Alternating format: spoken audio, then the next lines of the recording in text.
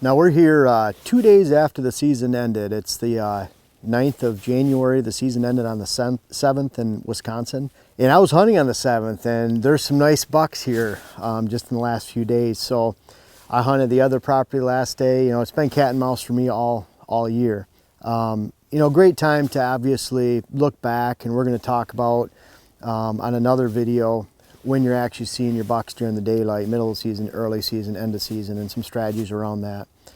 But I think just in general terms, it's really important that you look at all your camera locations and factor and consider one aspect of trail cam strategy that you should address immediately if you find anything against this, and that is how many deer are looking at your camera for how many deer walk by.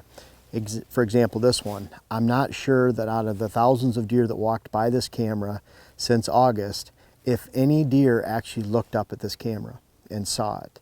And if you're finding deer that are consistently looking at your camera when they walk by, you need to pull it, move it, hide it, raise it up in the tree a little bit.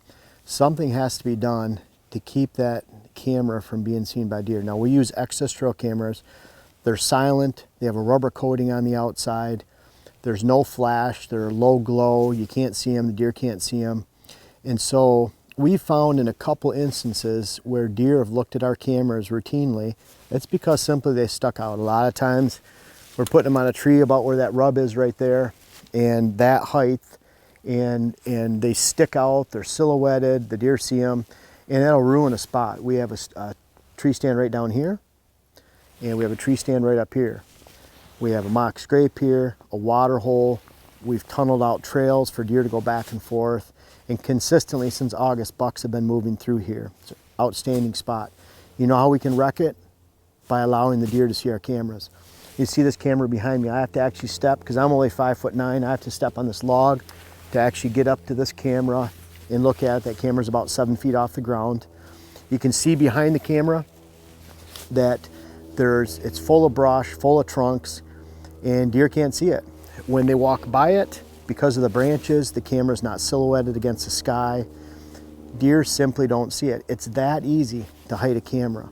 So compared to if we had a camera on one of these trees around, or the tree where the rub's at, that camera would be very visible, and we're going to spook deer. But it's not only spooking deer, it's spooking out this movement.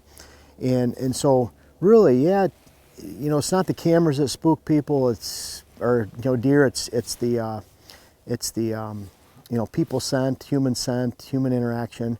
But that being said, I believe that cameras do spook deer to some extent. And if they can see that box of that shape, if they can see that flash, if they can hear it, then those deer are going to be gone.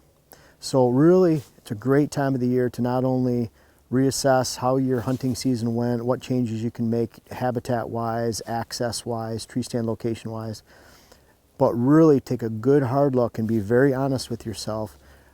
How many deer are looking at that camera in each location?